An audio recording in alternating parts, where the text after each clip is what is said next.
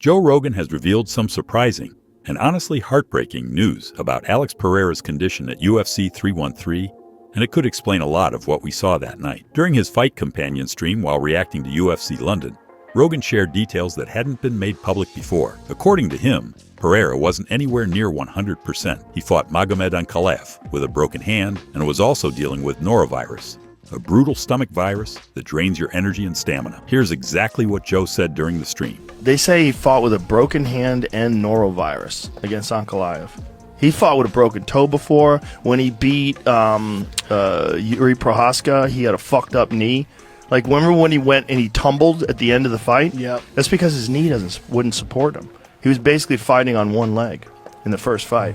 Then he gets surgery.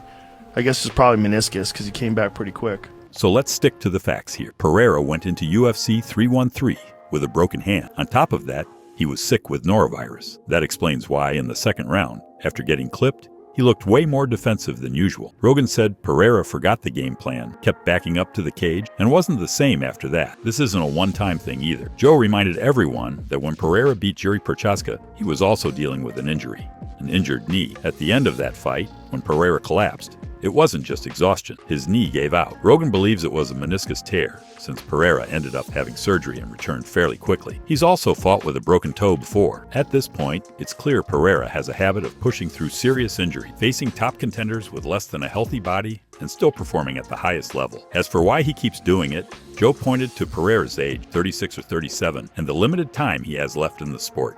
That's when he said, he's like, I gotta go, man, I gotta make as much money as possible. And in just a few short years, Pereira has done exactly that, going from UFC debut to champion and becoming one of the most respected names in the sport. But there's some good news. According to Joe, the rematch between Pereira and Ankalaev is already being planned. They're going to run it back, and if Pereira is healthy this time, that fight could look very different. Magomed Ankalaev also weighed in on the situation. He responded with this message on Twitter. Joe Rogan mentioned his team said that Alex fought with a broken hand and norovirus. When fighters step in the cage, nobody is 100%. I was offered a rematch with him in August, and I said yes, but if he is not ready, I will fight whoever is next. It doesn't matter. Now, shifting gears, we've got a major update on Cain Velasquez. The former UFC heavyweight champion has officially been sentenced to 5 years in prison. Once considered one of the most dominant fighters in MMA, this sentencing marks the end of one of the most tragic and emotional stories in the sport's history. Originally, the state district attorney pushed for a sentence of 30 years to life, but the judge handed down a significantly lighter sentence, 5 years. Cain may still be eligible for early release on good behavior, but even so, this is a deeply painful moment for the MMA world. Before his sentencing,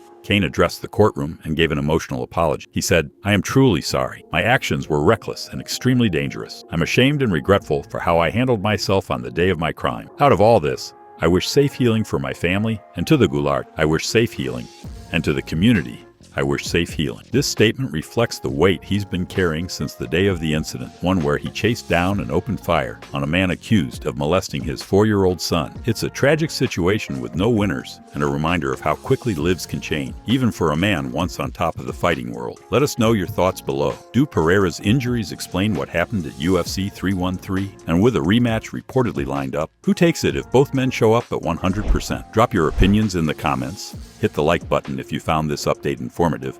And don't forget to subscribe with notifications on. We've got more MMA news coming your way daily.